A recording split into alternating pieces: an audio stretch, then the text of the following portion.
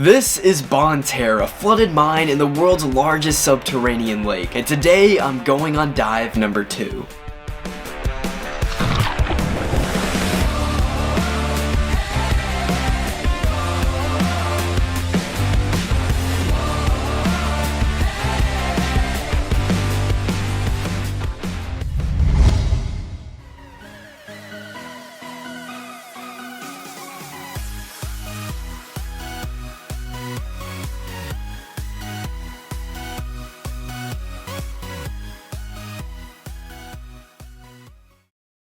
What's going on, guys? It's Raymond here, and welcome to part 2 of my Bonne Terre diving series. Now, according to our dive master, this dive is supposed to have an elevator shaft and a very long swim through called the dog leg. Again, this is the world's largest subterranean lake, so there's always stuff to see under the surface. Now, I can't wait to go diving, and I know you guys can't wait to see it, so let's not waste any time and let's get in the water. After my first dive and seeing all the cool things that I did, I was super excited for the second. If you missed out on my first dive video, make sure to go check it out now. Now, like I said, Bonne Terre is the world's largest subterranean lake. But just how big is that exactly? The mine covers over 10.5 acres of space and goes down to depths of over 300 feet. Opening in 1864, Bonne Terre was the United States' largest lead mine up until it closed in 1962. After shutting down, they turned off the pumps that kept the water at bay, and the mine flooded with mineral water. A few decades later, and Bonne Terre became one of the best dive spots in the country, thanks in part to Jacques Cousteau diving here multiple times. Now, as you can tell by my thick wetsuit, hood, and gloves, the water here is pretty chilly. It sits at around 58 degrees year-round, and the inside of the mine stays at around 62 degrees year-round as well. Now, a fun fact, you can actually drink the water in the mine, which was pretty cool to find out. But without wasting any time, I got all suited up, strapped my tank on, and jumped into the water.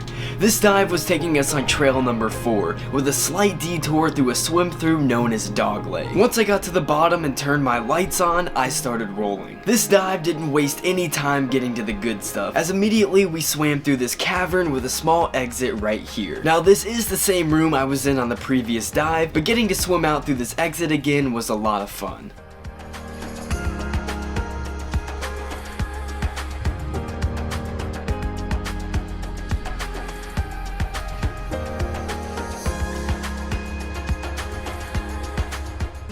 Immediately after that, we were greeted with a swim through called Dog Leg, which is essentially a cave that's around 60 feet long. Some of my favorite parts of these dives was going through swim throughs like this. And as you can see in the video, the rocks look really pretty with my video lights.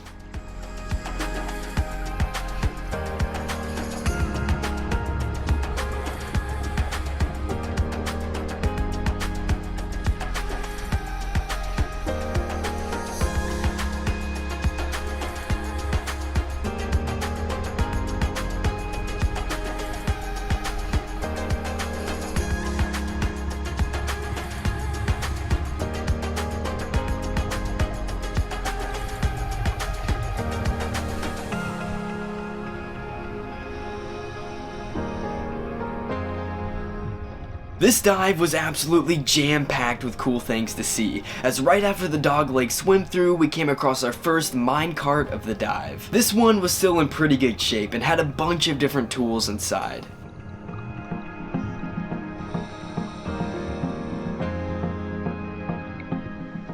We then went out into open water with around 200 feet of water beneath us. Floating in the dark open water is definitely a pretty eerie feeling, but checking out all of the cool rock formations made me forget about the abyss beneath me. Once we got around this giant pillar, we reached a cliffside and swam right above it at around 50 feet of water. Little did I know that the coolest find of the day was just around the corner. At first, I didn't recognize what it was, but after a few seconds, I realized that it was an elevator shaft. This elevator shaft went all the way up to the surface, and swimming through the middle of it is something I won't soon forget.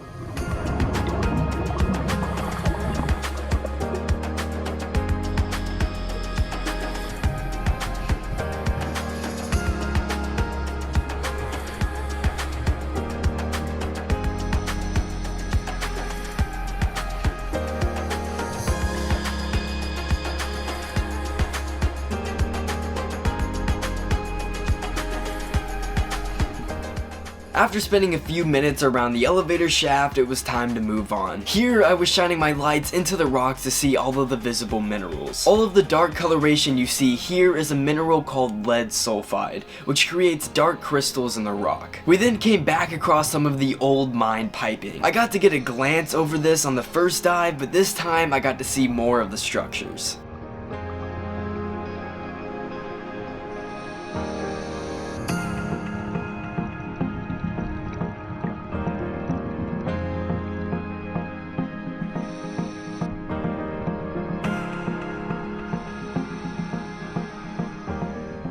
We then descended down to around 60 feet, and this next stop was one of the coolest things I've seen on a dive. Down here, there's absolutely no current, and when the light hits it, you can actually see some sediment floating in the water. This creates a really cool effect, and you can kind of look at it as the northern lights of underwater.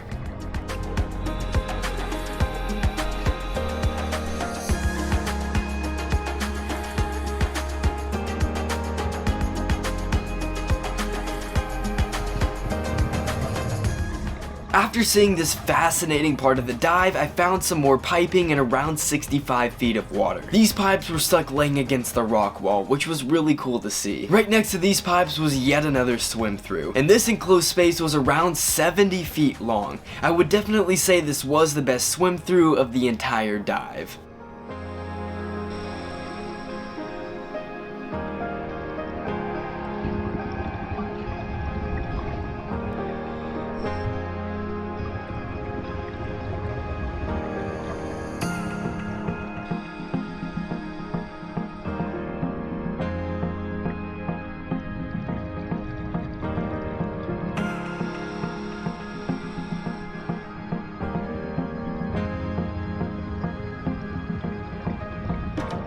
When I came to the exit of the swim through, I was a little sad because swimming in there was such a cool experience. However, we were towards the end of the dive, so we started making our way back to the dock. On the way, we did swim by 2 more mine carts, which are always fun to see.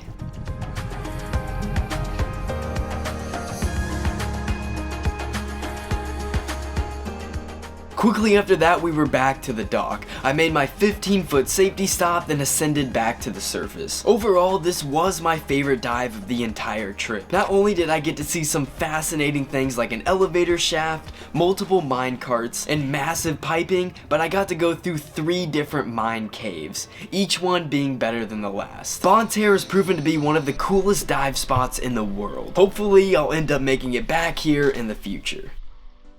Did you enjoy this diving adventure? Make sure to check out my first dive if you haven't already. And most importantly, subscribe so you don't miss out on the next adventure.